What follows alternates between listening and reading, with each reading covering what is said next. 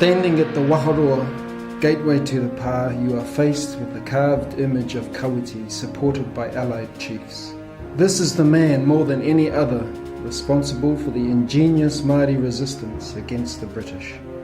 His strategies enabled Māori to successfully fight the British in the Northern War again and again, despite the overwhelming weight of numbers and resources pitted against them. His engineering prowess and tactical awareness is recognised in the construction and defences of Ruapekapeka Pa. Born in 1774, Kawiti was a prominent rangatira, chief of the Ngāpuhi. Foretold and chosen by the celestial gods, Kawiti was destined for greatness. Descended from Rahiri, founder of the Ngāpuhi, and Ruki Kawiti, commander of the legendary Ngā Toki Matawhauru, one of the original legendary canoes said to have brought Māori to this land. Kawiti was trained from birth in the art of war and for leadership. He became a formidable warrior and skilled military tactician. Blessed with second sight, or matakite, Kawiti, the tohunga, was advisor, scholar, healer and leader to his hapu, Ngāti Hine.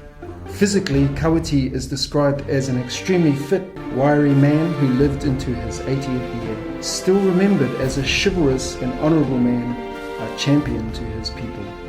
Kawiti was, I guess, hailed as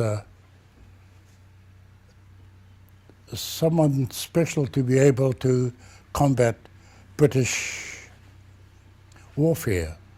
British moved around the world fighting and conquering other countries, and arriving in New Zealand they had these savages to deal with.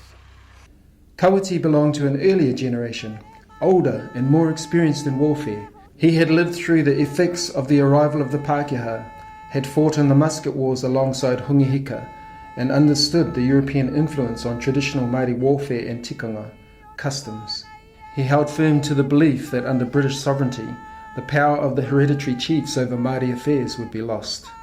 His people, lands, culture and traditions would all be at risk. Consequently, he had refused to sign the Treaty of Waitangi in February of 1840, declaring his autonomy rangatiratanga, although eventually he signed after pressure from his people, placing his name at the top as befitted his station as one of the most senior Ngāpuhi chiefs alive, despite his major reservations about the document. In 1845, Kawiti was presented with a mere covered in human excrement by Hone Heke. This was no ordinary weapon, but a known and named taonga of great mana, handed down from Hungihika. The symbolic significance was not lost on Kawiti. Ngāpuhi mana, honour and authority had been insulted by the British. Heke wanted Kawiti's help.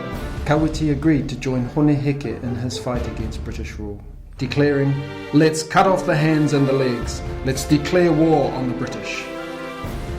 And through their whakapapa, common ancestry, many of the hapu clans of the Ngāpuhi were drawn into the conflict, a conflict that would see Ngāpuhi fighting Ngāpuhi. Before his death from measles in 1854, Kawiti warned his people to hold fast to the treasures of their ancestors and to wait. Until the sandfly nips the pages of the book, the treaty, then you will rise and oppose. His descendants believe that when the promises the Treaty of Waitangi make are broken, Kawiti's words give them leave to act. His tangi, period of mourning, lasted a year.